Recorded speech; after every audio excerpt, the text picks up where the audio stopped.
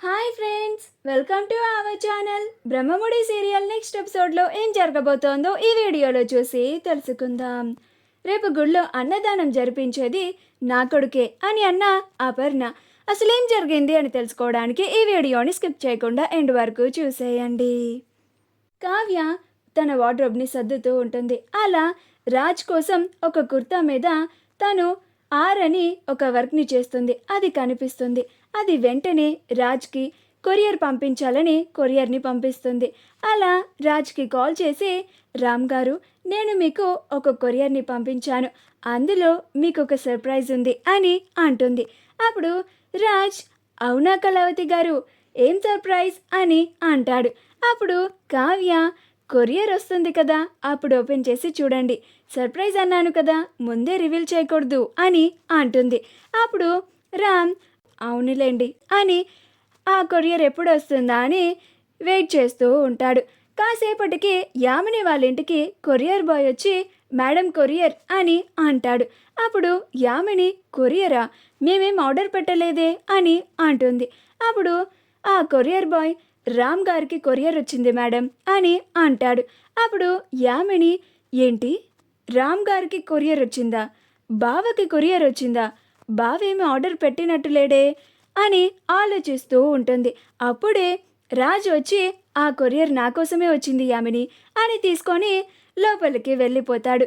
అప్పుడు యామిని, ఇదేంటి, బావ కొరియర్ని చూసి అంతలా ఎగ్జైట్ అయిపోతున్నాడు, అంత హడావిడిగా వెళ్ళిపోతున్నాడేంటి, అసలేముంది దాంట్లో, వెళ్ళి చూద్దామని రామ్ గది బయట నుంచొని మొత్తం చూస్తూ ఉంటుంది. రాజ్ ఆ కొరియర్ని ఓపెన్ చేసి చూస్తాడు. అందులో ఒక కుర్తా ఉంటుంది. దాని మీద అని వర్క్ చేసి ఉంటుంది. అది చూసి వెంటనే కావ్యకి కాల్ చేసి, మీరు ఇచ్చిన సర్ప్రైజ్ నాకు చాలా బాగా నచ్చిందండి అని అంటాడు. ఈ మాట వినగానే యామిని ఆశ్చర్యపోతుంది. ఏంటి, సర్ప్రైజా, నేనింకా బావ ఆర్డర్ పెట్టుకున్నాడు అని అనుకున్నానే, అంటే బావకి సర్ప్రైజ్ ఇచ్చారు అంటే అది ఖచ్చితంగా కావ్యనే అయ్యి ఉంటుంది. నేను బావని పోనీలే కదా అని వదిలేస్తూ ఉంటే విషయం చాలా వరకు వచ్చిందే అని చాలా కోపంగా చూస్తూ ఉంటుంది. అలా రాజ్ కావ్యతో మాట్లాడుతూ ఉంటాడు. అప్పుడు కావ్య, ఆ కుర్తాని చూస్తూ ఉంటే మీకేమన్నా గతం గుర్తుకు వస్తుందా అండి అని అంటుంది. అప్పుడు రాజ్, అవునండి, గుర్తుకు వచ్చింది అని అంటాడు. అప్పుడు కావ్య ఆ మాట వినగానే నిజంగానే ఆయనకి గతం గుర్తుకు వచ్చిందా అని చాలా సంతోషపడిపోతూ ఉంటుంది. నిజంగానే మీకు గతం గుర్తుకు వచ్చిందా అండి అని అంటుంది. అప్పుడు రాజ్, అవునండి అని అంటాడు. అప్పుడు కావ్య, ఏమని గుర్తుకు వచ్చిందండి అని అంటుంది. అప్పుడు రాజ్, నేను మీకు ఆ రోజు హెల్ప్ చేశాననే కదా మీరు ఈరోజు ఈ కుర్తా మీద అంటే నా నేమ్ రామ్ అని వర్క్ చేసి మరీ ఇచ్చారు అని అంటాడు. ఆ మాట వినగానే కావ్య, ఇది గుర్తుకు వచ్చిందా అనుకొని నేను ఇంకా నిజంగానే గతం గుర్తుకు వచ్చిందేమో అని చాలా సంతోషపడిపోయాను అని డల్ అయిపోతుంది. అప్పుడు రాజ్, హలో కళావతి గారు, మీరు ఈ ఆర్ట్ కూడా చాలా బాగా చేశారండి, ఇది మీ హిడెన్ టాలెంటా అని అంటాడు. అప్పుడు కావ్య, హిడెన్ టాలెంట్ ఏమి కాదండి, నేను అప్పుడప్పుడు అలా వర్క్ చేస్తూ ఉంటాను అని అంటుంది. అప్పుడు రాజ్, ఓ అవునా అని అంటాడు. అప్పుడు కావ్య, సరే అండి, నేను రేపు మార్నింగ్ కాల్ చేస్తాను అని, రేపు మార్నింగ్ గుళ్ళో కలుద్దామండి అని కాల్ని కట్ చేస్తుంది. అప్పుడు రాజ్, సరే అండి అని కాల్ని కట్ చేసి ఆ కుర్తానే పట్టుకొని కావ్య గురించి ఆలోచిస్తూ చాలా సంతోషంగా ఉంటాడు. మరుసటి రోజు తాను గుడికి వెళ్తున్నాడు కాబట్టి ఈ కుర్తానే వేసుకొని వెళ్ళాలి అని అనుకుంటూ ఉంటాడు. మరుసటి రోజు అపర్ణ అందరికన్నా ఉదయాన్నే లేచి తానే స్వయంగా రాజ్కి ఇష్టమని బ్రెడ్ హల్వాని చేస్తూ ఉంటుంది. కావ్య ఉదయాన్నే లేచి కిందకి రాగానే కిచెన్లో ఉన్న అపర్ణని చూసి ఆశ్చర్యపోతుంది. అలా అపర్ణ దగ్గరికి వెళ్ళి, ఏంటి విచిత్రం అత్తయ్య, ఈరోజు మీ పుట్టినరోజు కదా, ఏంటిది మీరు ఇలా వంటగదిలోకి వచ్చి బ్రెడ్ హల్వా చేస్తున్నారు, మీకు అంతగా తినాలనిపిస్తే నేనున్నాను కదా అత్తయ్య, నేను చేసి పెడతాను అని అంటుంది. అప్పుడు అపర్ణ, ఇది నా కోసం కాదమ్మా కావ్య అని అంటుంది. అప్పుడు కావ్య, మరి ఎవరి కోసం అత్తయ్య అని అంటుంది. అప్పుడు అపర్ణ ఇది నా కొడుకు కోసం అని అంటుంది. ఆ మాట వినగానే కావ్య అమ్మో ఎవరన్నా విన్నారా అని చుట్టుపక్కల చూసుకొని అత్తయ్య మీరిలాగా నా కొడుకు అని అనకండి, ఎవరన్నా వింటే అసలు నిజం బయటపడిపోయే ప్రమాదం ఉంది అని అంటుంది.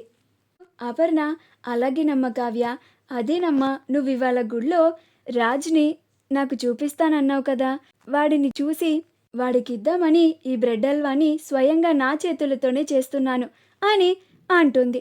అప్పుడు కావ్య సరే అత్తయ్య, మీరు ఇంతలాగా ఇష్టపడి చేస్తున్నారు కాబట్టి ఈరోజు మీ పుట్టినరోజు కాబట్టి మిమ్మల్ని బాధ పెట్టడం ఇష్టం లేక ఒప్పుకుంటున్నాను. మీరు సైలెంట్గా ఆయనకి స్వీట్ని ఇచ్చి పక్కకి వచ్చేయాలి. ఆయనకి గతాన్ని గుర్తు చేయడానికి అస్సలు ప్రయత్నించకూడదు. గుర్తుపెట్టుకోండి, మీరు నాకు మాట ఇచ్చారు అని అంటుంది. అప్పుడు అపర్ణ అలాగే నమ్మ కావ్య, నేను మాట ఇచ్చాను, అస్సలు మర్చిపోను. నేను రాజ్కి గతాన్ని గుర్తు చేయాలని అస్సలు ప్రయత్నించను, సరేనా అని అంటుంది. అప్పుడు కావ్య అలాగే అత్తయ్య అని అంటుంది. తర్వాత అపర్ణ డ్రైవర్ని పిలిపించి ఆ స్వీట్ని కారులో పెట్టించమని చెప్తుంది. ఇదంతా చూసి రుద్రాణి ఏంటి హడావడి అని అపర్ణని చూసి ఏంటి వదిన, గుడిలో అన్నదానం ఏదో నీ కొడుకు చేపిస్తున్నట్లుగా హడావిడి చేస్తున్నావు అని అంటుంది. అప్పుడు అపర్ణ అవును, గుడిలో అన్నదానం జరిపించేది నా కొడుకేగా అని అంటుంది. ఆ మాట వినగానే కావ్య ఆశ్చర్యపోతుంది. అమ్మో అత్తయ్య గారేంటి అసలు నిజం బయటికి చెప్పేశారు అని భయపడిపోతూ ఉంటుంది. సుభాష్ ఇందిరాదేవులు ఆశ్చర్యపోతారు. ఇదేంటి అపర్ణ విచిత్రంగా మాట్లాడుతోంది, రాజ్ గుడిలో అన్నదానం జరిపించడం ఏంటి అని అనుకుంటూ ఉంటారు. అప్పుడు కావ్య అత్తయ్య అని సైగలు చేస్తుంది. అప్పుడు అపర్ణ అంటే రుద్రాణి అదే నా కొడుకు కాదు, నా కోడలు జరిపిస్తుంది, అందుకే ఈ హడావిడి. నా కొడుకు తిరిగి రావాలని కోడలు నమ్ముతోంది కదా, ఇక నుంచి నేను కూడా కావ్య నమ్మకాన్ని నేను కూడా నమ్ముతున్నాను. రాజ్ ఖచ్చితంగా తిరిగి వస్తాడు అని, అందుకే ఇలా ప్రసాదం చేసి పంచిపెడదామని, అందరికీ ప్రసాదం పంచిపెడితే మంచి జరుగుతుందని, త్వరలోనే నా కన్న కొడుకు రాజ్ ఈ ఇంటికి తిరిగి వస్తాడు అని అంటుంది. ఆ మాట వినగానే రుద్రాణి ఆశ్చర్యపోతుంది. వదినా నువ్వేనా, ఏంటి ఇలా మాట్లాడుతున్నావు? ఇప్పటి వరకు ఈ ఇంట్లో ఈ మహాతల్లికే పిచ్చి పట్టిందనుకున్నాను, ఇప్పుడు ఆ ఖాతాలో నువ్వు కూడా చేరిపోయావా? నువ్వు కూడా ఈ కావ్యలా మాట్లాడుతున్నావేంటి అని అంటుంది. మా వీడియో కనుక మీకు నచ్చినట్లయితే లైక్ చేయండి, షేర్ చేయండి, మా ఛానల్ని సబ్స్క్రైబ్ చేసుకోండి, పక్కనే ఉన్న బెల్ ఐకాన్ని క్లిక్ చేయడం మాత్రం మర్చిపోకండి.